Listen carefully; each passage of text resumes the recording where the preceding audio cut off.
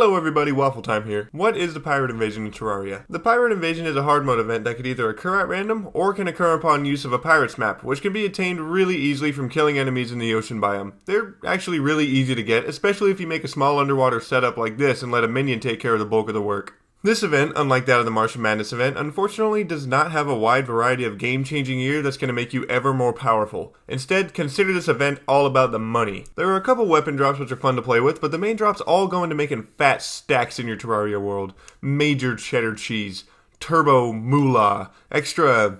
I don't know.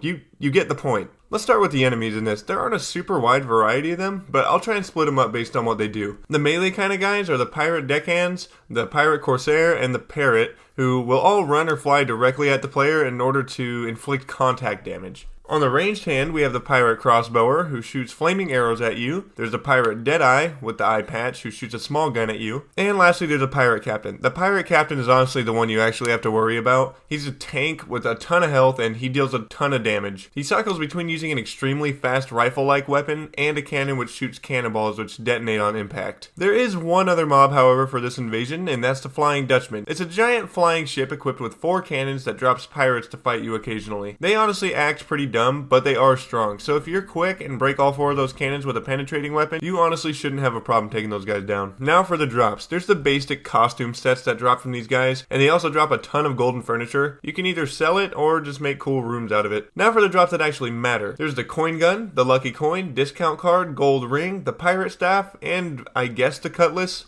Some of these items, specifically everything but the cutlass, have an extremely low drop rate, but are also phenomenal items for making money. Now, we definitely wouldn't want to sit here and physically grind out every single one of these pirate invasions, so let's make them grind themselves out. There's a couple really easy ways to do this, but the main point of it is to make a hole that's flat at the bottom that's at least 6 blocks wide and put some lava at the bottom. Then also be sure to put a couple blocks over at the edges just so they can't jump out and escape. Personally, I like making it much wider just so it isn't so cramped and that they don't really have the choice of escaping. Then just make a small base, a block underneath the lava, and farm those invasions out. It took me absolutely forever, but I ended up getting all the loot. The cool thing about the gold ring, discount card, and the lucky coin is that they can actually all be combined into the greedy ring, which combines the effects of all 3 of the items. So what are these effects, you say? Let's go over all the weapons and all the accessories right now. Every single one of these items and accessories has a very, very small chance of dropping from every single pirate invasion enemy aside from the parrots. This is excluding the trophy, which is directly obtained from killing the Flying Dutchman. The chance is far higher for these items to drop from Flying Dutchman. Having that said, let's start with a cutlass coming in at 49 melee damage. The cool thing about it is it can swing continuously and has pretty great speed. Other than that, it's not really anything too crazy. It's a somewhat decent weapon to have in early hard mode though. Next up we have the coin gun, which comes in at whatever amount of range damage each tier of coin provides. If you use copper coins, it's 25 damage, silver coins are 50 range damage, gold coins are 100 damage, and platinum coins are 200 damage. For ammo consumption, if it's in your coin exclusive inventory, it'll consume top to bottom, and if the coins are in your normal items inventory, it'll consume them from top left to bottom right. Unfortunately, the money you shoot isn't recoverable after being shot, making this a potentially extremely expensive weapon to fire. Next up, we have the pirate staff, which comes in at 40 summoning damage and summons a small pirate to fight for you. As you can see, he is very fast and very persistent,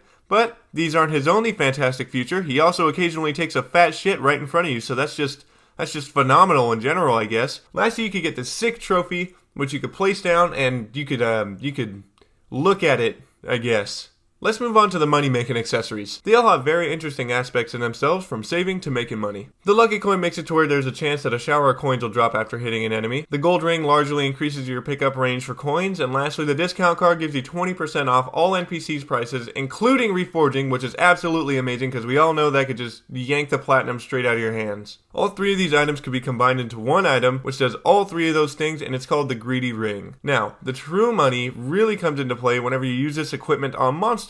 By that, I mean get the weakest automatic weapon you can. A prime and highly recommended example would be the slime staff. It is already extraordinarily weak, but you can reforge it to be broken, and then it'll be even weaker. You want it to be very weak so that it hits enemies more, causing them to drop even more money for you. Without a proper setup or anything like that at all, here you can see I'm simply sitting above some mobs during an eclipse, and these items accompanied by this god-awful slime staff is making us a lot of money very fast. If a proper setup is made, you can make a ridiculous amount of money using this method. Having that all said, I believe that about covers it for the pirate invasion in Terraria. Thank you all so much for watching. Be sure to leave a like and subscribe for more content like this. And if you have any questions, comments, tips, or requests, be sure to leave them in the comment section down below. Thank you all again for tuning in, and I'll see you guys next time.